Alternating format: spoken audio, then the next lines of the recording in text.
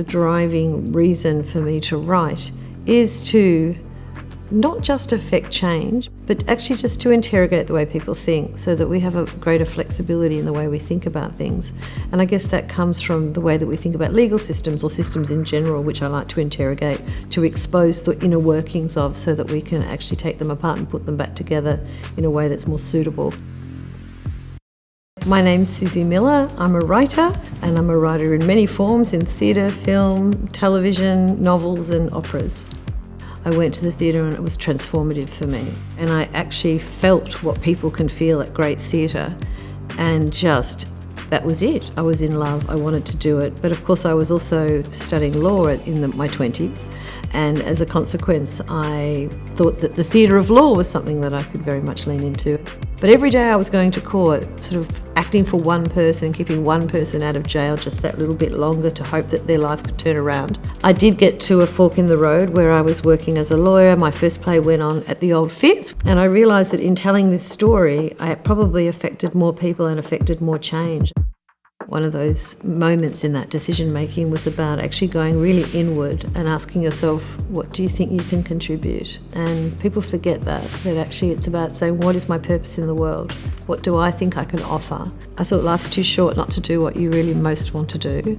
And so I made the decision to be a playwright full time, and I haven't worked in law since 2010. What I learned at UNSW has been fundamental to describing who I am, and that is, first of all, in the law school we had the Socratic method, which was small groups of people responding one-on-one to each other and to the teacher and to the classroom about how we felt about ideas. We were called upon to discuss ideas and discuss the law.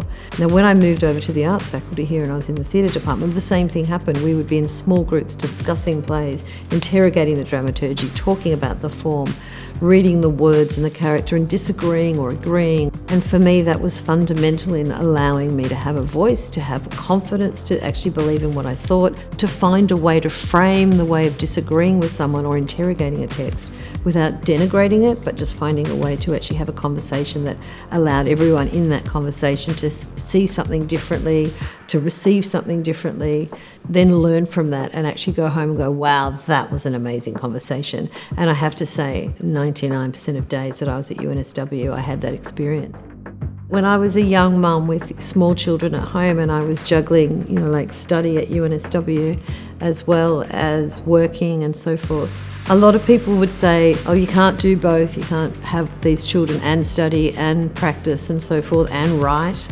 But I actually found that really deciding clearly about what you want to do and following your dreams is actually more important for your children than a lot of other things that you do for them. Don't stop thinking about ideas and creative thoughts and write them down, because a lot of the thoughts I had during that period where I wasn't writing as much have come to fruition later in life when I've had lots of time. So don't think it holds you back.